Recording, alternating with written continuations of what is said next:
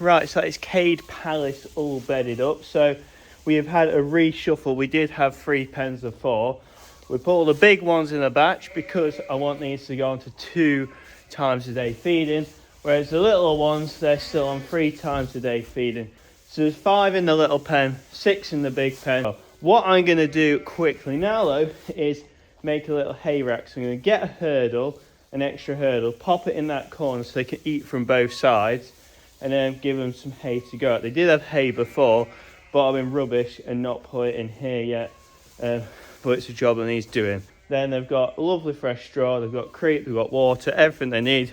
Getting closer to weaning. The sooner I get them off milk, the better, because it's far less work. And then we're going to keep them inside for an extra month on creep, hay, water. Once they're weaned this year, I think they thrive a bit more, just have that time to transition onto a hard diet rather than going straight from that out onto grass. Well, a little 4-foot hurdle, that should do the trick. And then we'll go get some hay afterwards.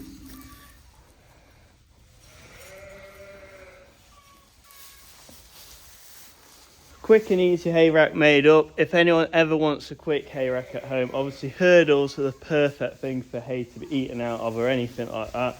So hurdle, tie at the top, give it a big gap, and a cable tied at the bottom just to make sure it's not going to undo. And we just all we need now is some hay to put in it. There you guys. They're loving that. Try to find some really soft hay. If it's a bit too stalky, they don't take to it too well, but I think that's a good sign. All 10 of them, all 11 of them are digging in, which is ideal. It's really important to get that fibre, like they can get from straw to get their stomach working. What it does, it scratches their stomach and gets it to get going. If you just feed them milk, their stomach doesn't develop properly. So it's really important to get that fibre and like lignum's kind of basically stalky stuff. It's important to get into their diet to get everything going properly.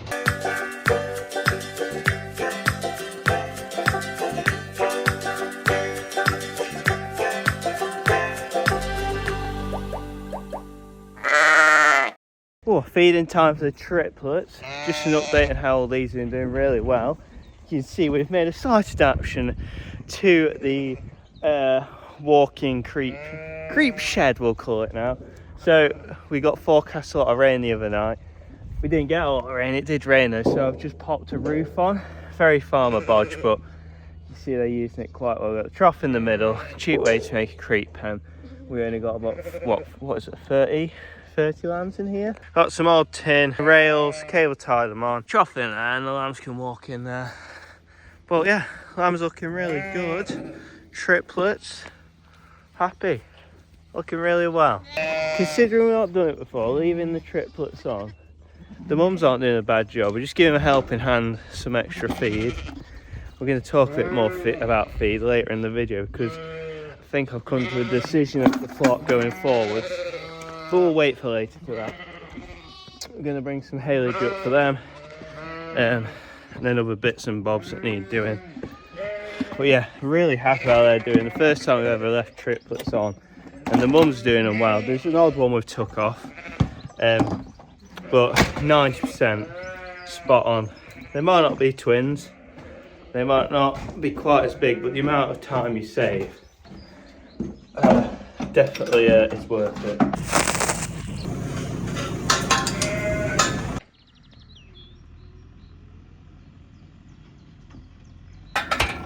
Perfect, thank you.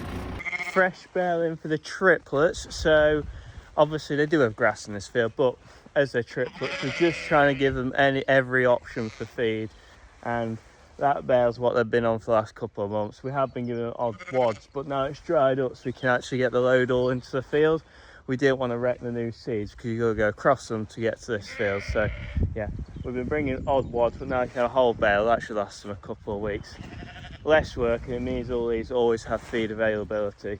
But the grass is getting going. It's meant to be a really good week this week. I think 17, 18, 19 degrees every day. Come on, Tara. Come on.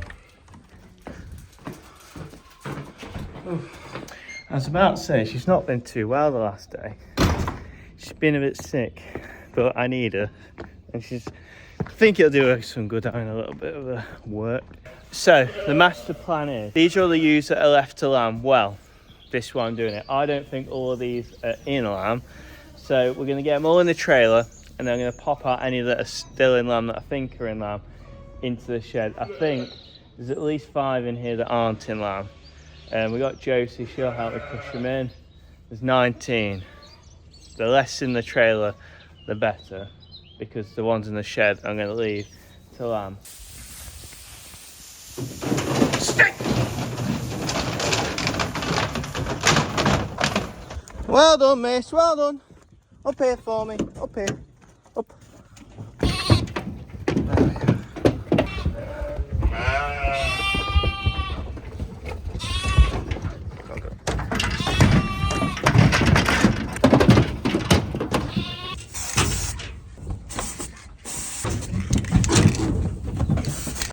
The question is, you guys, what happened with all you? Right, there's 8 in the trailer. I do know some of those are ones that slipped lambs early on that didn't get marked.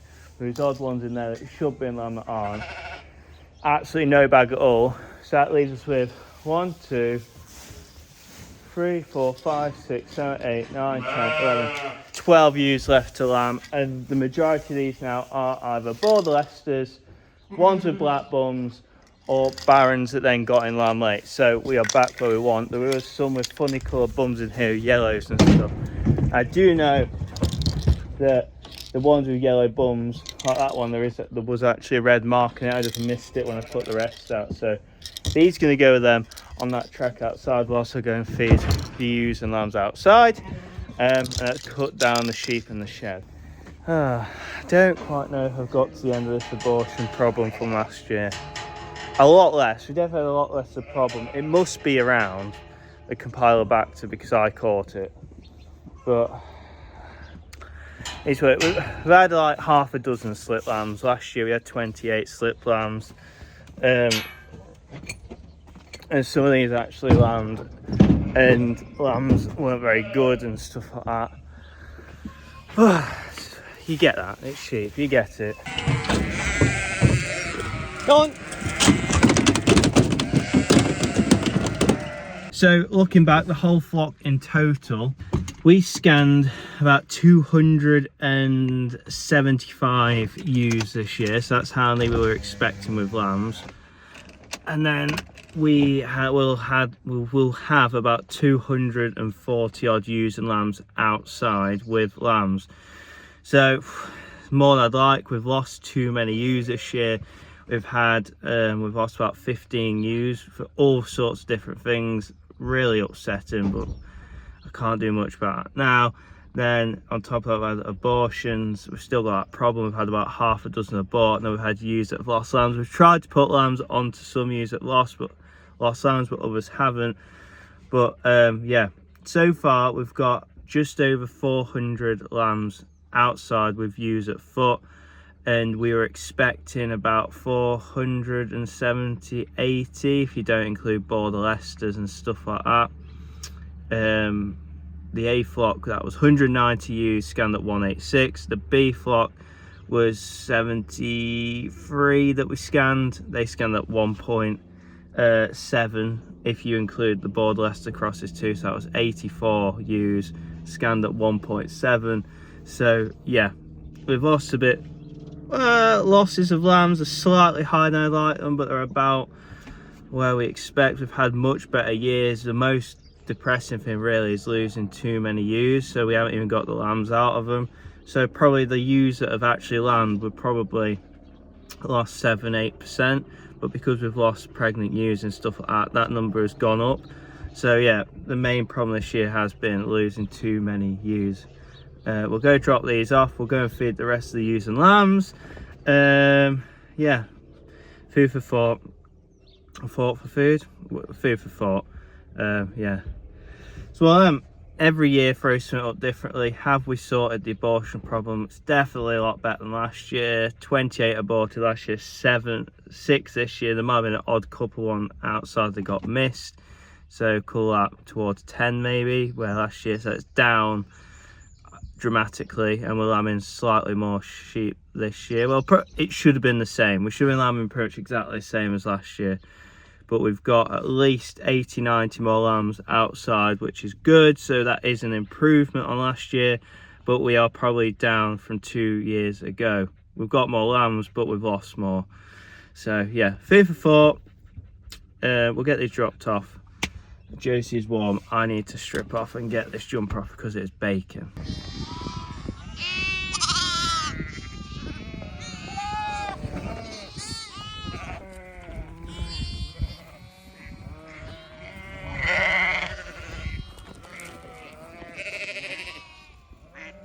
Some right chunks.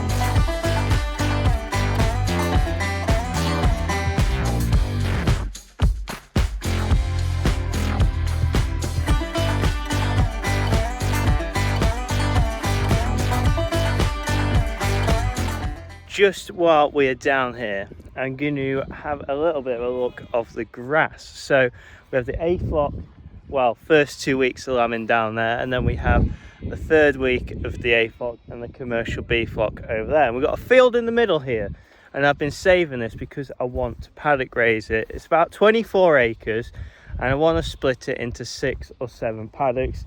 And just coming down, I've been saving it for these ewes. The problem is, I don't know if you can see, there's a bit of a yellow tinge. It isn't green. There is nicer, darker areas like that. But across the field, I think it's a bit just short of fertiliser. We managed to get some onto that field, but the company we get it off, they have had a shortage. I think a problem with getting it over here, and there's been a problem with boats, so we haven't quite got it yet. But we really want to get some fert on here before we get sheep on.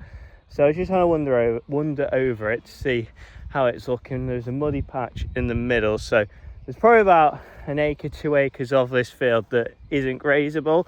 So we've got to take that into account when we're splitting it up, because if you have that big mud patch in one paddock, there's not going to be a lot of grass in that paddock. Like last summer, it's just trying to make more of what we do, and this is where I get onto the point I was going to say at the start of the video.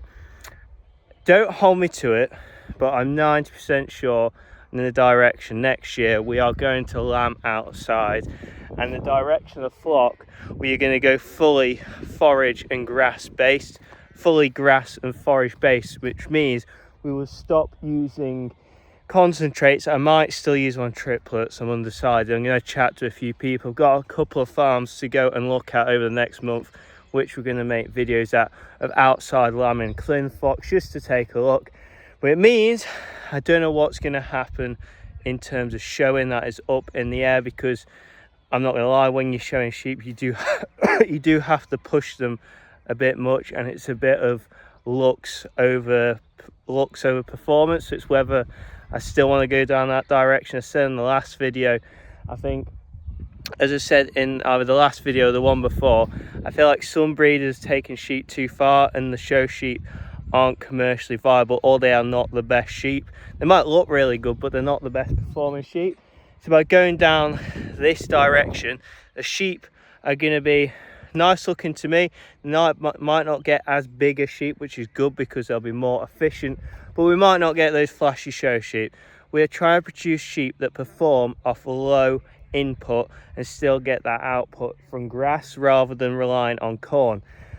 Normally on an average year we have dropped it down this year by what we've done and fed the ewes less, but which has pushed me down this direction. We're spending £15-20 per head on ewes, feeding them up to lambing / after lambing, and then creep feed on lambs we're spending £10-15 a head, and some towards the very end we might even be spending £20 a head on lambs, which if you cut that cost out, it's a lot, but it will mean, and I know the performance will probably drop to begin with, those growth rates, because they're not getting the corn, will probably drop back a little bit. But if we can get this grass performance better, my aim in 5 years time is to be producing the same or better performing lambs off of grass to what we do now off of creep feed. And I definitely think it's possible. That 300 grams per head per day for twins, if we can hit that off grass, I think our sheep will be very much in demand, because they're the kind of ewes that people want. They want ewes that perform off grass and they don't have to put loads of inputs in.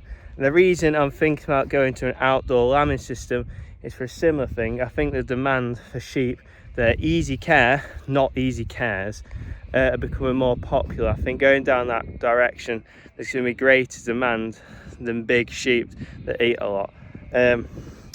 And also along to it means we can probably get the numbers a bit higher, because as we know, shed space at the farm is pretty much at capacity. So if we go outside, this is the capacity, not a little shed. So I mean, it's probably better for the sheep long term. I'm still undecided. I'm 90% of the way there to saying we are definitely going to lamb outside. I'm also going to look at a different style of tup. We might be going and buying some tups off farms rather than from the sales, from systems that I want to have sheep similar to. So it's a very, very different direction I take the flock. I think the UK industry for sheep, that is the direction we're going in. So I want to produce sheep in 10 years time time that people want, not sheep that they wanted 10 years ago. So yeah, that's what I've been about all video in terms of my thoughts going forward. It's going to upset a few people. I think the sheep sector currently, there's some people that depend too much on corn. When the price is like at the moment, it is all right. You can afford to pop some creep to finish lambs. I'm not going to lie. We might do that in future if the weather doesn't suit us, if it's a particularly bad year. But I don't want to be dependent on feed to get milky ewes and lambs that get going. If you look at some of these anyway, we're starting on this flock. The crosses might get a bit of creep, but this flock here, all the clins, we're not giving them any creep this year. We might do at the end just to put a bit of finish on them, but we're trying to get them on that frame just from grass. So we're going for a step in that direction and see how it goes. All I can say is the proof will be in the pudding in a few years time. Will I regret this Will I regret this, or will it be a really, really good decision for the flock long term?